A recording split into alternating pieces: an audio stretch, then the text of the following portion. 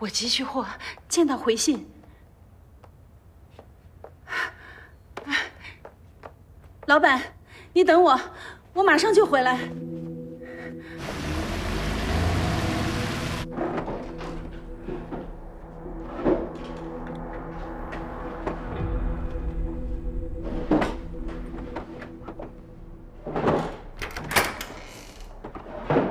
回来了，丁主管。不是我说你啊，你这么大个办公室，连支笔都没有吗？哎，来，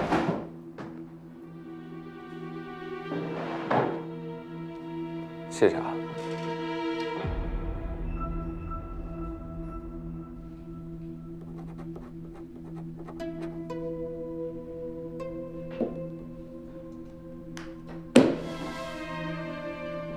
我要参加2层的员工考试。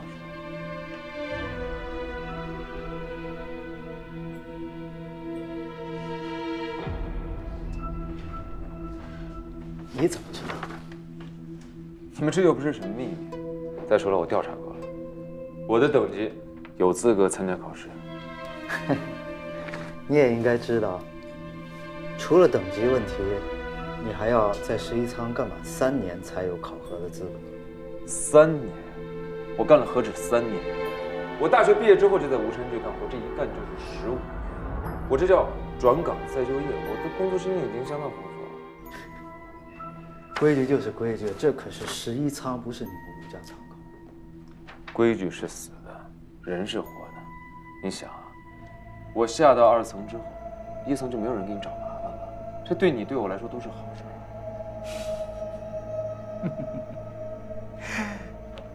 我知道，你想下2层是为了继续解开你那些未解之谜。不管你想干什么，只要不破坏规矩，跟我又有什么关系？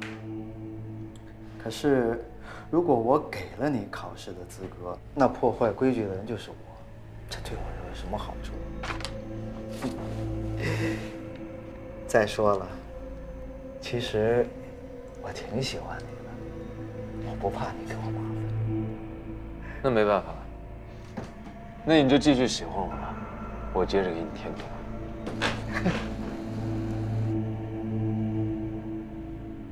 等等，我倒是有一个办法，可以让你参加2层的考核。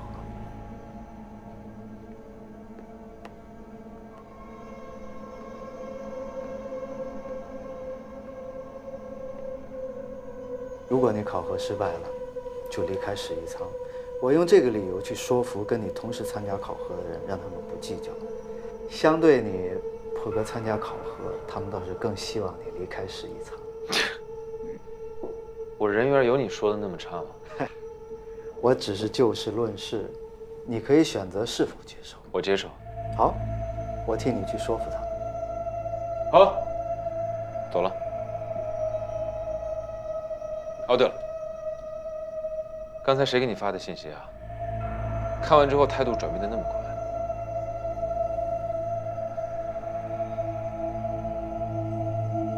算了，管他谁给你发的信息，反正我告诉你啊，这个考试我一定会通过的。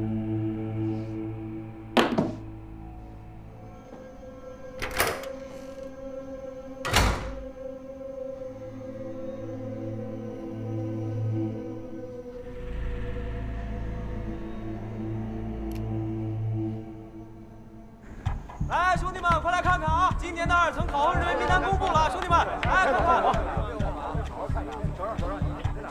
哎，您都出来了啊！这是我2哥，看见没有？这是我2哥，还没上，周围人都上。啊，不对呀，这上面怎么有吴邪的名字？吴邪？这不是新人吗？他入职还没满3年，哪来的资格？我说就是，怎么会有他呢？这不对啊！我2哥都入职多少年了，他才干9年。这不对劲吧？走！来，今年的2层考核啊，辅导费交钱最后一天啊，想报的赶紧来。今年的录取比例可能最低，1比7，1比7啊！我也报这个。哎，还有5险啊！哎，你交不交钱？哎 ，OK， 好。哎，还有没有啊？吴邪才来1个月，他凭什么参加2层考试啊？这些是你该过问的事情吗？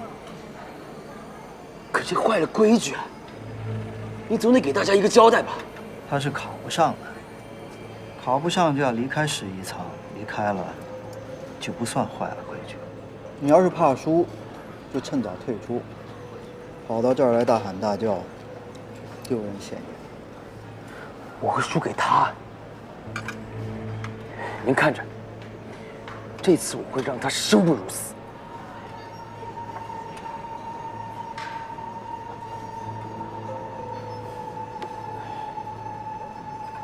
去。狄主管，你的意思是故意让他参加2层考试的？想用你的五指山压死一个人，首先得把他骗到你的掌心中。不过他确实破了几个谜案，他不会真的考过吧？这种事情一般是这么发展的。他呢，先会找一个他信任的人，教他怎么考试。知道了考试的流程和规则之后，他会发现这是一个不可能完成的任务。但是这种人牛就牛在会在不可能当中寻找可能性，突破极限。到最后，他会发现2层仓库的考核不能讨巧，即使他是一个天才，一天练习24个小时，还是不能通过。吴邪是不是输了考核，我并不担心，关键是这次事情之后，我不想再在11仓见到他。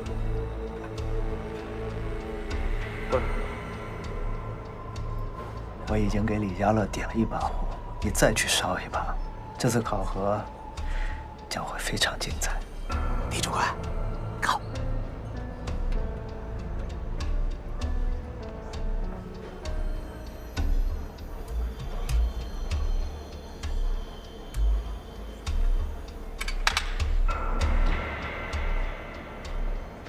这呲着你大板牙干什么？小三爷，你太厉害了，这么快就拿到考试资格了。嘘，稍微低调一点。走。真正的困难现在才开始呢。哎，你不是参加过2层考试吗？挑尖是什么意思？你给我讲讲。挑尖就是取货，在1层仓库里找到指定编码的货箱，在最短的时间内找到最多的货箱，谁就获胜。我赢的几率有多少？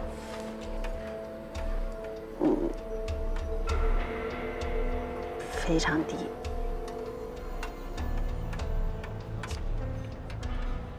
这样吧，等到晚上下班之后，我带你去，到时候你就知道了。再喝点啊！干啊！疯了啊！哎，今儿不做生意了啊，明儿再来。大兄弟，我想买回那个香炉，我有急用。你还敢来啊？没看出来啊，大姐，挺狠的你。你还说你介绍的什么人？他上来就侮辱我，我就想买回那个香炉，这儿有2万，就算是定金，剩下的钱我1周之内给你拿过来。哎，我给你捋一捋啊，你把我介绍给你的老板给打了，害我损失一个大客户。现在拿着2万来买我几十万的货，你这是想拿我寻开心呢，还是拿我真当冤大头呢？啊！现在他就在我家坐着，要我赔钱。我要是不赔他，改天伤害我女儿怎么办？大兄弟，你也有家人，也有孩子是吧？大姐啊，我们都是小本生意，经不起您这样的折腾。您女儿危险，我女儿啊，今儿晚上还没钱吃饭呢。卖她的东西，你空口白牙就往回要，您这是让我变魔术呢啊！赶紧走吧，大姐。东西不在我这儿，您赶紧去别处找去，啊！哎，别在这耽误正事儿了。能帮啊，我们一定帮，但生意不是这么做的，啊！哎，去，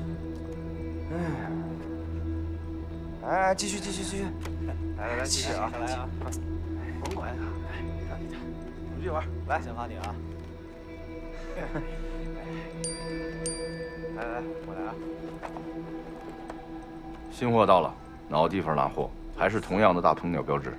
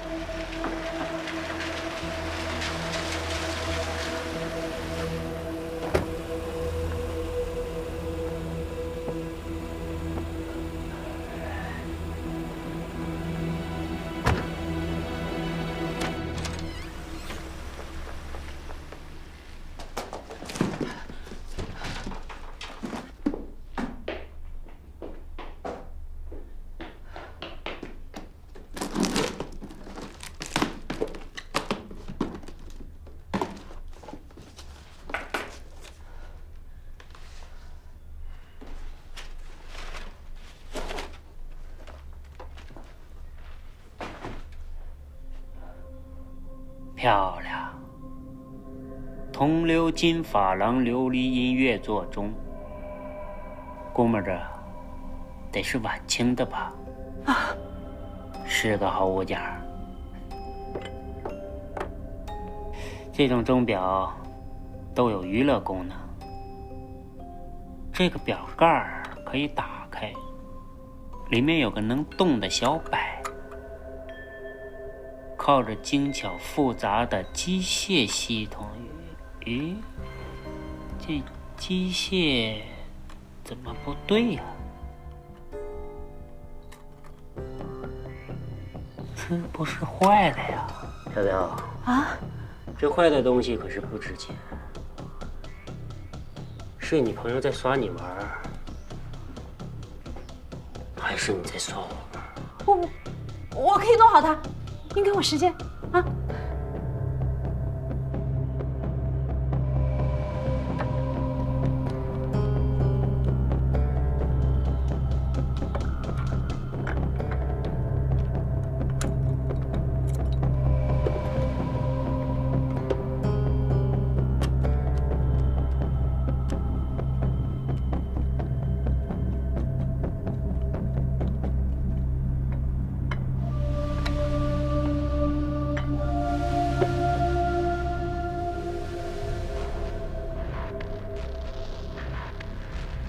一个开洗头店的小姐姐能有这手艺，行内人啊！其实我本家也是从事这一行的，我从小就学过古董鉴定和修复。漂亮，看来你也是家里遇到什么事儿才沦落至此的吧？东西我就带走了，免得吵到小朋友。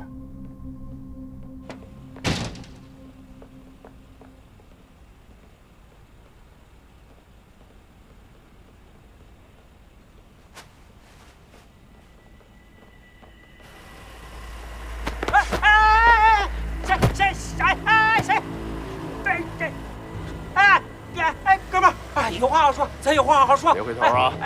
回头给你家废了！大哥，我问你，又来骚扰了是不是？原来是你小子！我给送警察局信不信？服了，大哥，你听我解释，我跟他谈生意，他亲口答应的，童叟无欺，不信你问。装！干什么缺德事？你没事吗？大哥，你听我说一句，我真是冤枉的，我真冤枉的，不知道他是您的人，你听我说一句。我们之间的事已经一笔勾销了，你别难为我。你是个好人呢，我得给你赔不是啊！大哥，你想想，这事算我错了，你高抬贵手放我一马，我保证以后我绝对不会再找他，你放心。别跟我这抖机灵啊！大爷，我天天在这儿。别回头，滚！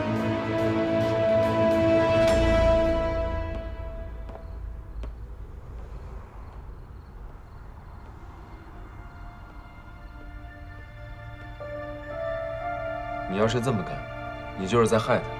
我们这一行面对的都是一些什么人呀？每天朝不保夕的，他到时候能全身而退吗？到时候钱赚着了，命没了，你觉得划算吗？你的身份千万别让飘飘发现了，别让他知道是你在背后帮他。现在那么多人盯着咱们呢。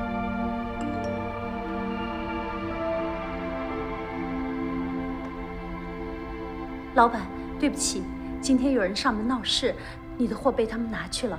你给我点时间，我一定想办法赚钱还给你。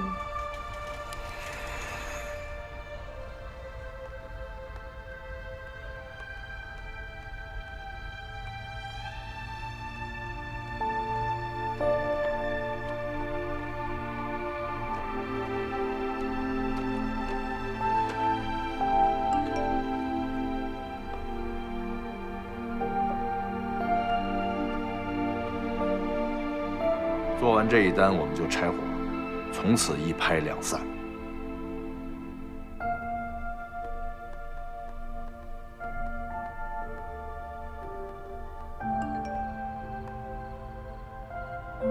对不起，老板，我知道我做的不对，祈求您能原谅我。我真的很需要这份工作，只要你让我继续做下去，你让我做什么都愿意，我求求您了。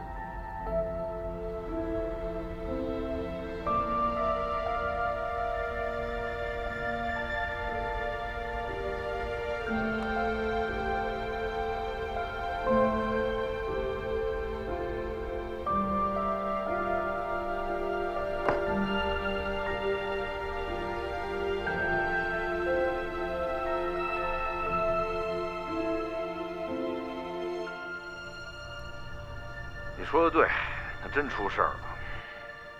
那你打算怎么办呀？我打算放弃，我把他货给撤了，然后我就从他生命中彻底消失。彻底消失？你打算怎么彻底消失啊？我们不是一个世界的人，我也没有办法，这他妈就是命吧。胖子，真的，你就别跟我瞎混了，我们拆伙了。啊？你要拆伙啊？只有拆伙之后，你才能真正的去做你自己想做的事儿。你别担心，小天师，我不要你工资。我没跟你开玩笑，你好好考虑考虑。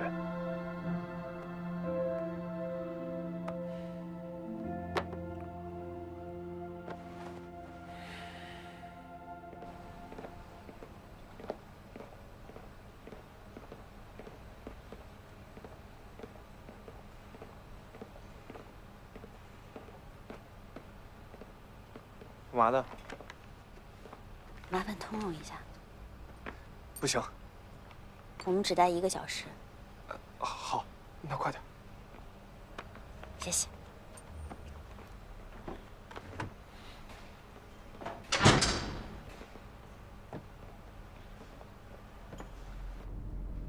每年考核的前几天啊，都是掌灯挣外快的时候，但是他也是冒了很大的风险才放我们进来的。如果被发现了，马上开除。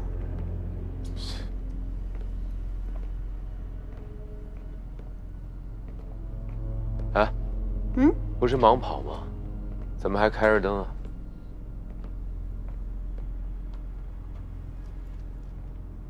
戴上试试。这么难看？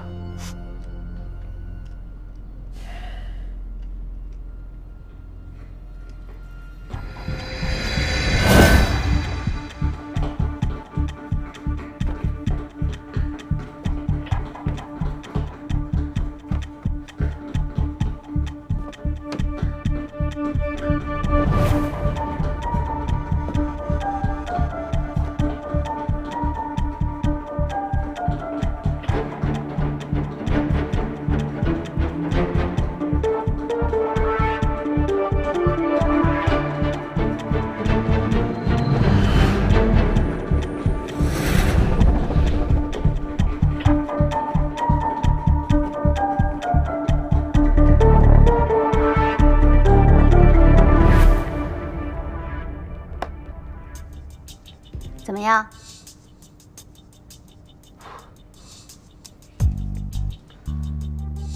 哇，小三爷，你对1层仓区了解多少？1层仓区，我在员工入职手册上面看到过，1层仓区的存货量有数10万只多，然后按照28个星宿划分为28个仓区存货，每次都要由丁主管下发出入库名单，然后盲跑者按照这个名单去存货和取货。那你对马货体系了解多少？马货体系，你知道你就说呗，你总问我干什么？马货体系简单来说，就是以一颗启明星作为原点，建立的一个3维立体坐标。启明星，你看，那颗最亮的就是启明星。无论你要找哪件货物，都要站在这颗启明星下作为原点寻找。每个货物都有3个数字来表示它的存货位置。比如，你想找一个10位置的货物，你就要往北数10个光点，然后再往东数10个光点，最后从下往上再数10个光点，就是你要存货的位置了。你这个存货的逻辑我是听明白了，但是你们这个仓库这么大，我又不熟悉这里的环境，那我盲跑的时候很容易就迷失方向，那我马货的速度一定就很慢啊。那是因为你还不知道其中的诀窍。诀窍？跟我走吧。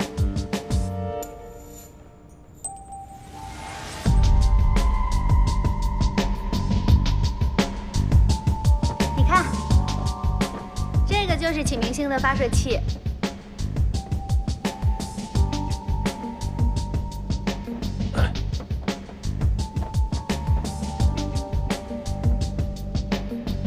我刚刚说的诀窍就在头顶的这片星空里。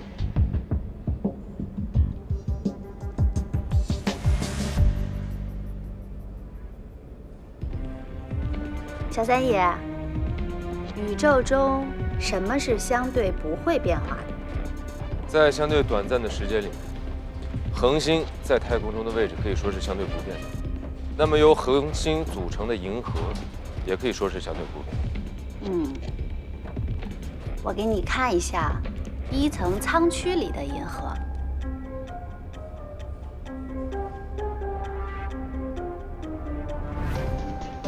看，是个羽毛的形状。这些货箱从建仓初期到现在，从来都没有改变过，所以大家就把它们定义为11仓里面的银河带。熟悉的员工可以通过这个银河带迅速找出自己与货箱之间的位置。你看，他们可以确认启明星到银河带中各个光点的间隔数，这样他们在盲跑的时候就不用一个一个光点去数了，他们只要迅速地确认自己与这些货箱在银河带中最近的光点的位置，然后再寻找货箱就可以了。啊，原来是这样。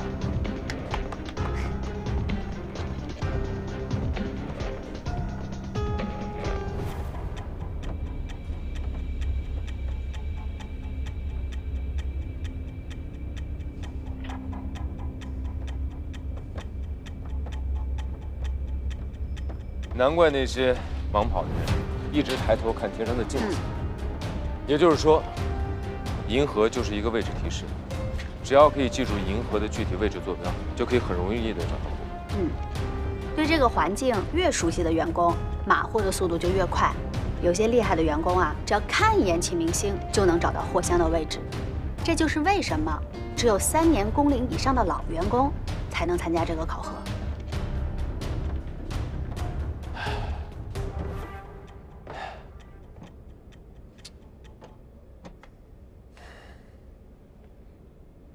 现在考试还剩下1周的时间，我觉得我应该可以学会。学会是一回事儿，可是这次考核的重点是比拼马货的速度。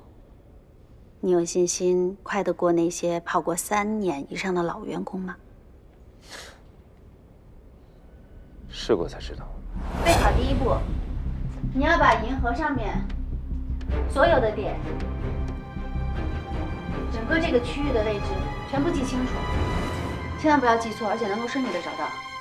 这里这。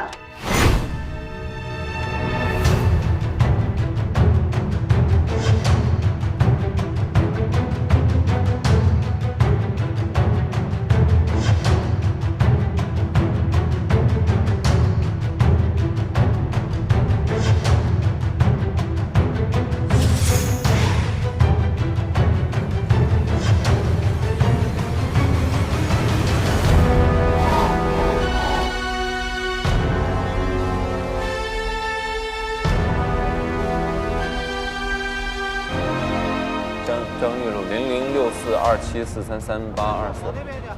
对了，真水饮。真水饮273728626573。对了，维火虎。维火虎这是什么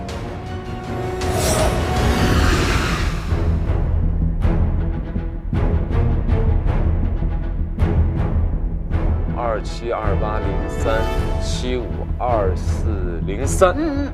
对。0333170200040333170004。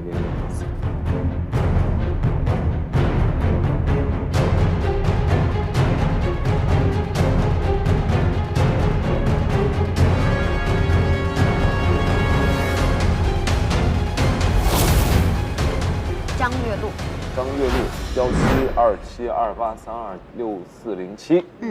对了，景木案3803000030。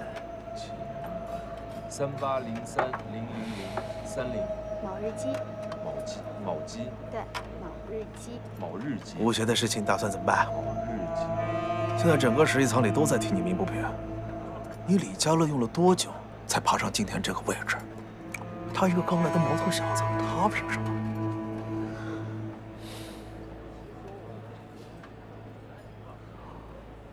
他下一次晋级，就到了你这个位置了。11仓本来名额就不多。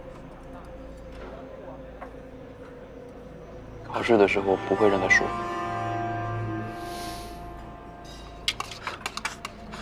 吴邪这人卑鄙得很，光明正大的做事，阻挡不了他替代你。物竞天择，不是他死，就是你亡。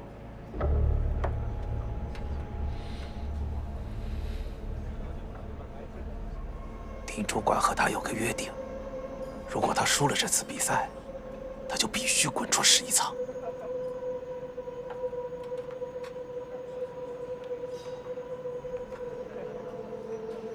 考试是在整个全黑的环境下进行的，很难区分人的位置。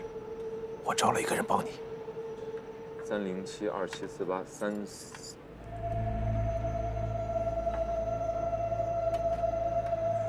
他是11仓里听力最好的一个人，一定帮你成功。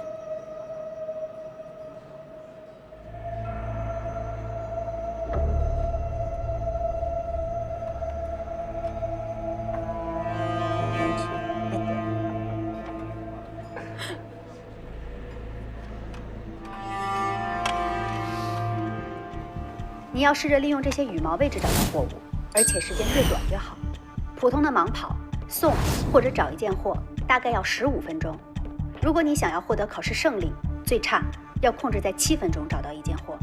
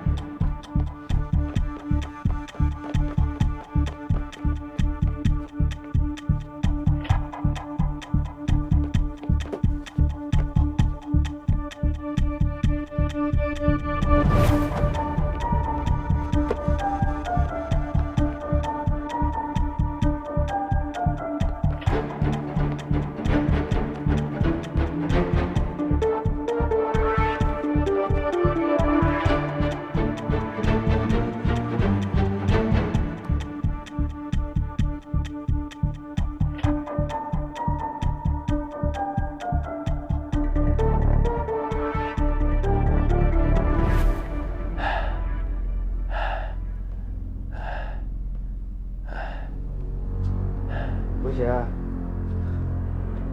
没事吧？没事，就眼睛一直盯着光点看，有点晕。习惯就好。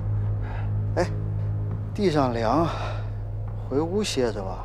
不行，动不了了，再躺会儿。来，喝点水。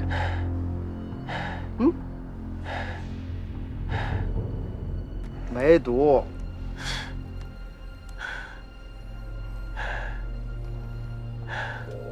怎么样？练得还不错吧？不行，练得实在是不行。我觉得我肯定考不上。嗨，以一个新人来说，你练成这样已经相当不错了。加油！万一考上了，你就再也不用再见我了。别放弃，继续努力。加油！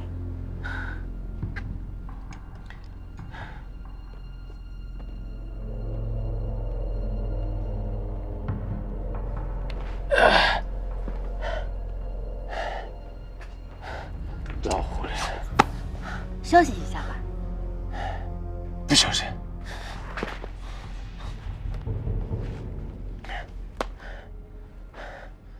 我还就不行了。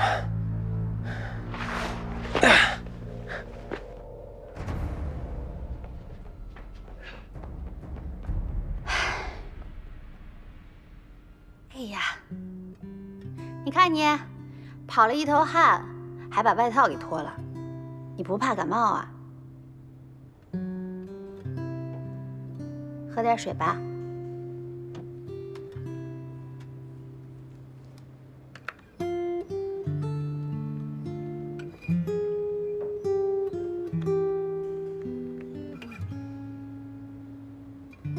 你怎么了？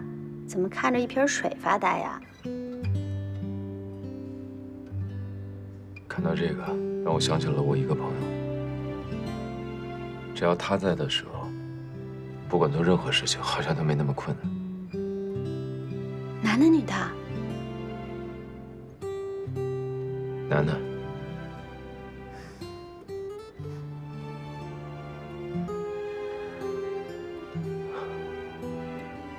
我明明已经记住所有货物的坐标了，但是我一进货舱的时候，我还是会迷失方向，还是找不准路。我根本没有办法在7分钟之内完成这个任务。别气馁嘛，别人都是花3年时间练习，你只有1周的时间，这个我们也没有办法。你现在这样已经很不错了。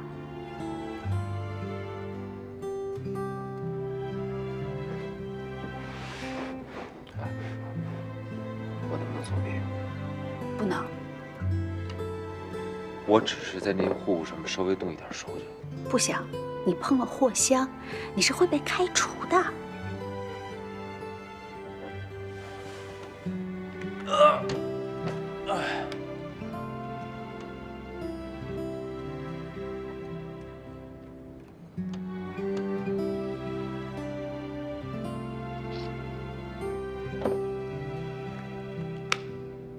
我啊，以前每次不开心的时候，也会跑到这上面来躺着，然后就想象着自己躺在一艘大船的甲板上，飘扬在一片星海里，看着海洋里这个各种各样的生物，我就觉得世界那么大，我那么渺小，我那些烦恼更微乎其微了。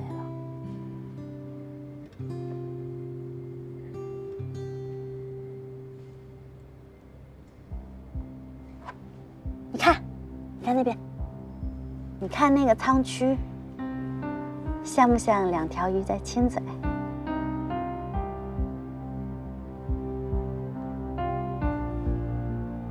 不像。那你看那个，你说那个像什么？王八。你笑什么呀？明明人家是魔鬼鱼。魔鬼鱼？你还挺浪漫的嘛。要说浪漫，是涉及这个规则的人浪漫。怎么说？你知道这片银河的来历吗？你说呀。我听11仓的老人说，以前11仓修仓改建的时候，设计者故意把1层存货的方式设计成一个星系坐标，其实是为了给心上人送上一片星空。你这么说好像是有点浪漫啊。我觉得那个人好幸福啊。如果是我的话，有人送我一颗星星，我就知足了。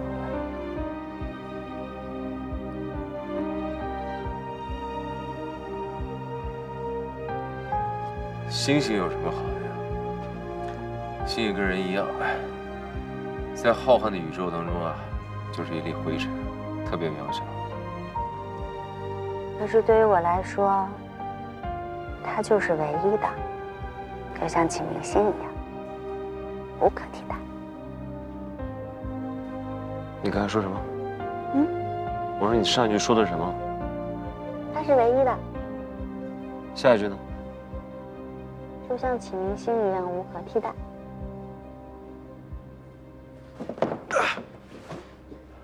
怎么了？我进去的时候能不能带工具？不能，所有人都不可以带私人物品。你们进考场的时候会经过严格的检查。还有，不能破坏货物。当然，最终一定是被查到了才会受罚。如果你有信心不让他们查到，11仓也认结果。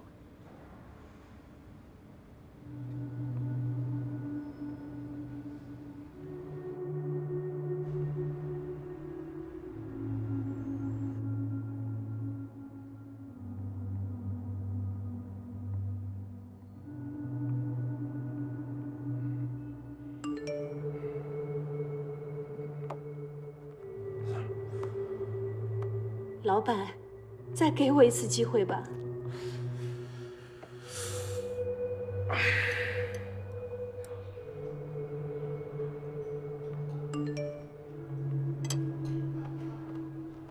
我女儿生病了，真的很需要赚钱，求求您了，老板。来个石头。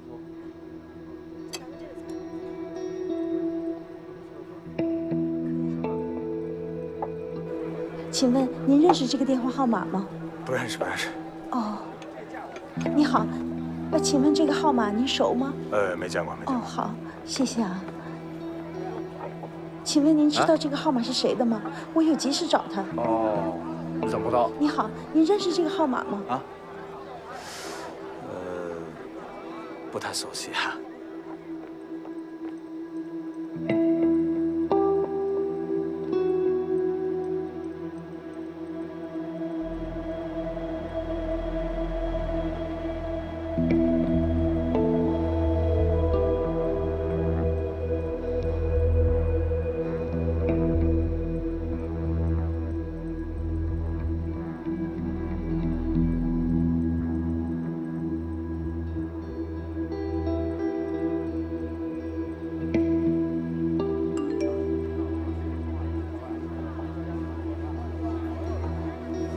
可以答应你，继续给你供货，但是要约法三章：一，不许私下找货源；二，如果有人问起货源，绝对不可以透露。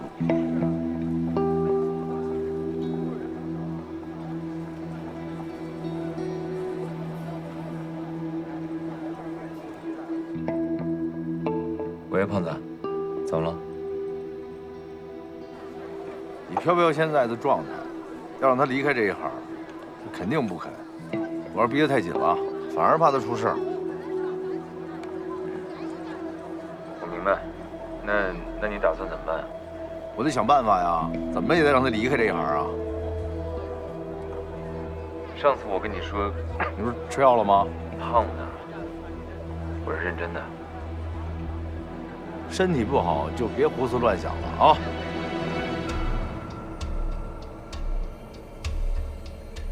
为公元2019年8月8日，己亥岁次，节暑盛夏，桃红似火，柳绿如烟。今11仓风调雨顺，万事亨通，感念先人庇佑，缅怀祖德，万事佛望，大礼告成，福为上享。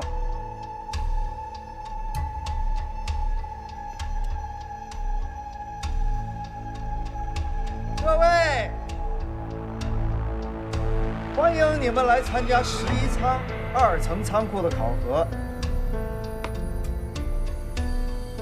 这次考核的内容如下：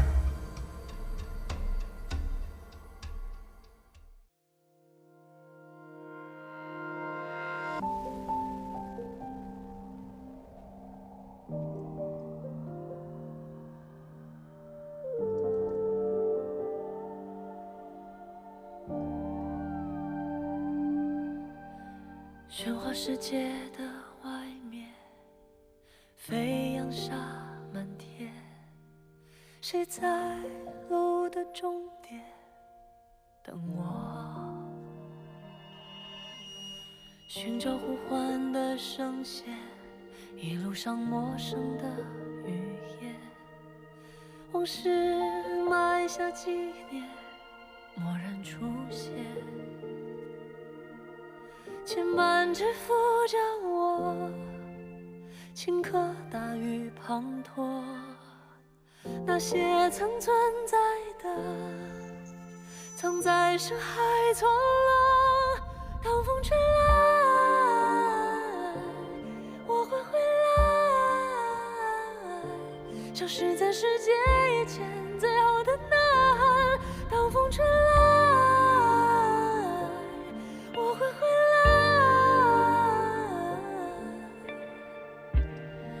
是谁说天真有错？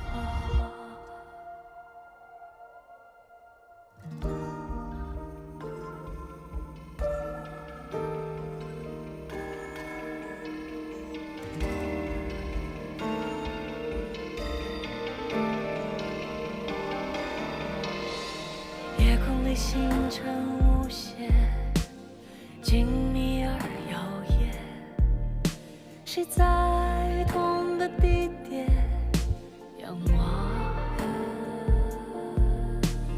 惊雷回荡在荒原，重复着昨日的画面。临别一句誓言，变成失恋。回忆起伏荡落，像灿烂的花火。对未解的探索，依然那么炽热。当风吹来，我会回来，消失在世界以前最后的呐喊。当风吹来，我会回来，穿梭在风中，在无限的时空。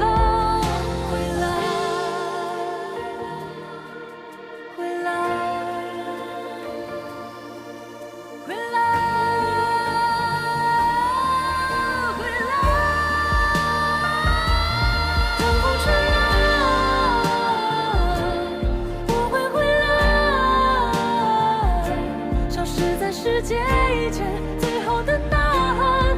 当风吹来，我会回来，穿梭在风中，在无限的时空。回来，回来，回来，回来。当风吹来，